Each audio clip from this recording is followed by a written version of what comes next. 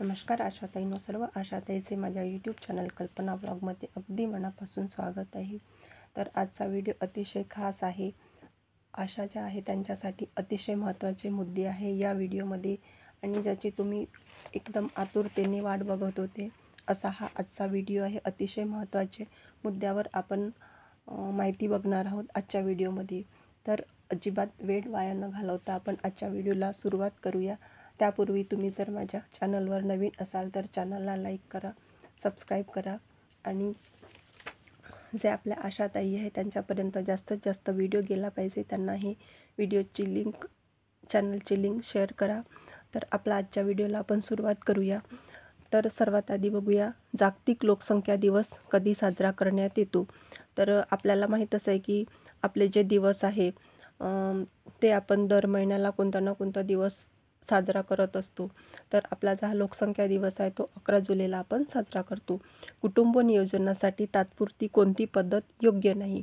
तर कुटुंब नियोजनाच्या ज्या पद्धती आहेत तात्पुरत्या, तर त्या कोणत्या आहे? निरोध, तांबी आणि अंतरा. पण ही शस्त्रक्रिया जी आहे ती तात्पुरती पद्धत नाही आहे, ती कायमस्वरूपी आहे. म्हणून कुटुंब नियोजनासाठी तात्पुरती कोणती पद्धत योग्य नाही, त्याचं उत्तर राहील शस्त्रक्रिया. उशिरा पहिले अपत्य हवे असल्यास कोणता उपाय सांगाल? एक आशा म्हणून आपण जेव्हा गृहभेटी करतो आणि जे नवीन लग्न झालेले लोक असतात, पात्र जोडपे असतात, त्यांना आपण कुटुंब नियोजनाच्या पद्धती सांगत असतो तात्पुरती. म्हणजे त्यांना पहिले अपत्य नको आहे तेव्हा त्यांना आपण काय सांगत असतो? तर निरोध, गर्भनिरोधक गोळ्या किंवा शस्त्रक्रिया. तर यापैकी आपण त्यांना निरोध वापरणे आणि गर्भनिरोधक ज्या गोळ्या आहे मालाडी, माला-एन, हे वापरण्यासाठी आपण त्यांना सांगत असतो. तर हे पहिले अपत्य जेव्हा त्यांना पाहिजे नसते त्याच्यासाठी हे कुटुंब नियोजनाचे उपाय आहे. त्याच्यानंतर आहे किशोरवयीन वयोगट म्हणजे कोणता समजावा?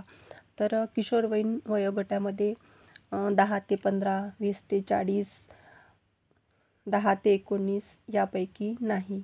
तर आपण आपल्या ज्या किशोरी आहे, आपण दर महिन्याला किशोरींची यादी अपडेट करत असतो, त्यांच्या सभा घेत असतो, त्यांना माहिती देत असतो. तर आपल्याला माहिती आहे की आपला हा वयोगट कोणता आहे.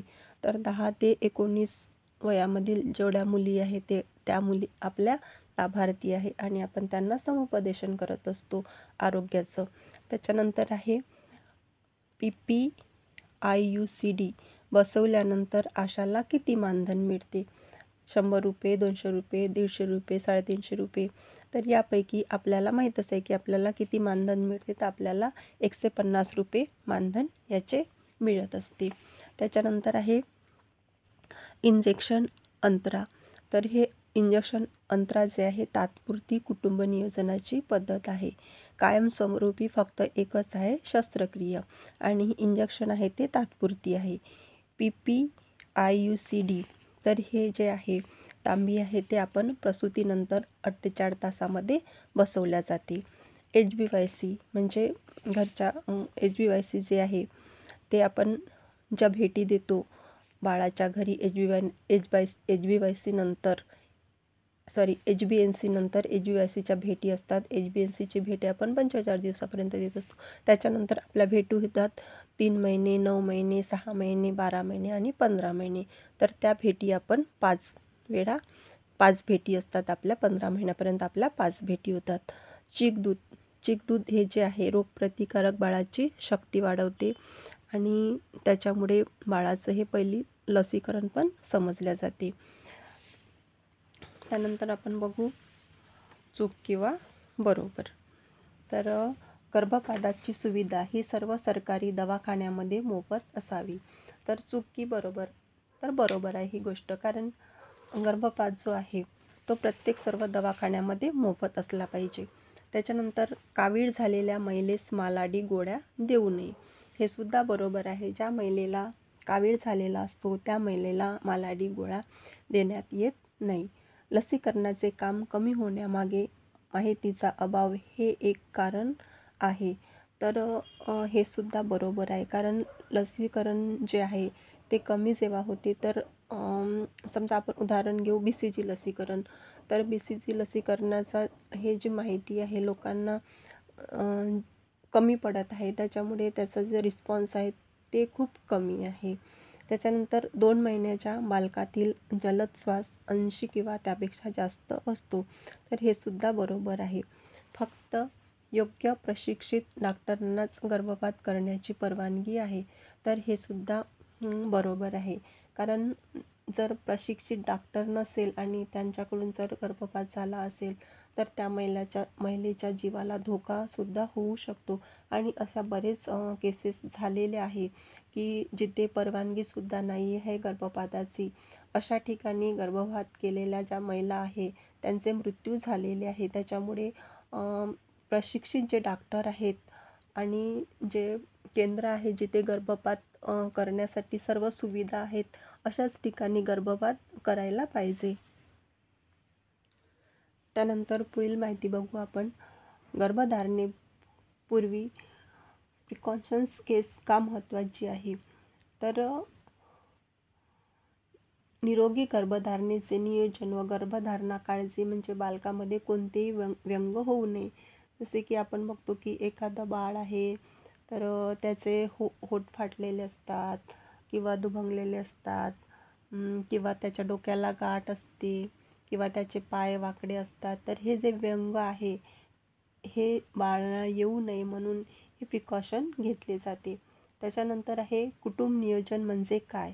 तर जे कुटुंब नियोजन आहे, तर कुटुंबाची वाढ होऊ नये म्हणून आपण कुटुंब नियोजनाचे जे साधनं आहे वेगवेगळे, जसे अंतरा आहे, मालाडी आहे, निरोध आहे, तर हे वापरण्यासाठी आपण जे आपले पात्र जोडपे आहेत त्यांना सांगत असतो. म्हणजे कुटुंब नियोजन म्हणजे काय? कुटुंबाची वाढ थांबण्यासाठी जे उपाययोजना केली जाते त्याला आपण कुटुंब नियोजन म्हणते. म्हणजे कुटुंब नियोजन म्हणजे कुटुंबाची वाढ करण्याबाबतचे नियोजन. म्हणजे कुटुंबाची वाढ झाली नाही पाहिजे त्याचे नियोजन करण्यासाठी जे उपाययोजना केली जाते त्याला कुटुंब नियोजन. कुटुंब नियोजन कार्यक्रमात कायमचा कोणत्या पद्धती आहेत? तर जे कुटुंब नियोजनाची कायमची पद्धत आहे ती स्त्री पुरुष शस्त्रक्रिया, टाका व बिनटाका.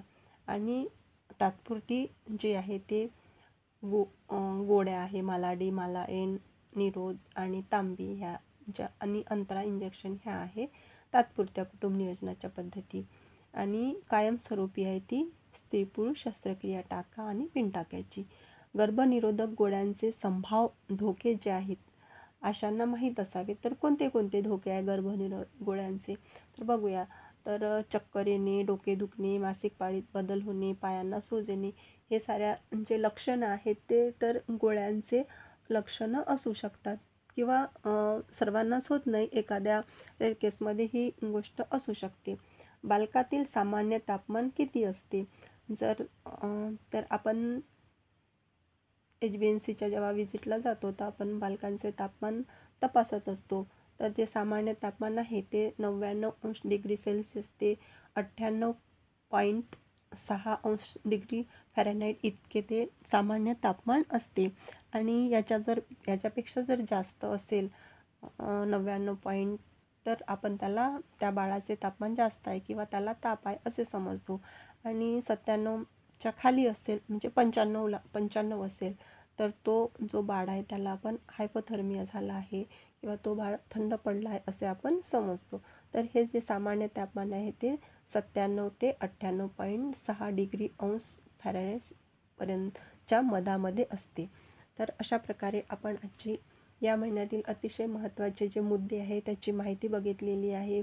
याच्यानंतरची जी माहिती आपण ती लगेच आपल्या व्हिडिओमध्ये येणार आहे. तर तोपर्यंत सर्व माझ्या आशाताईंना नमस्कार आणि बाय बाय.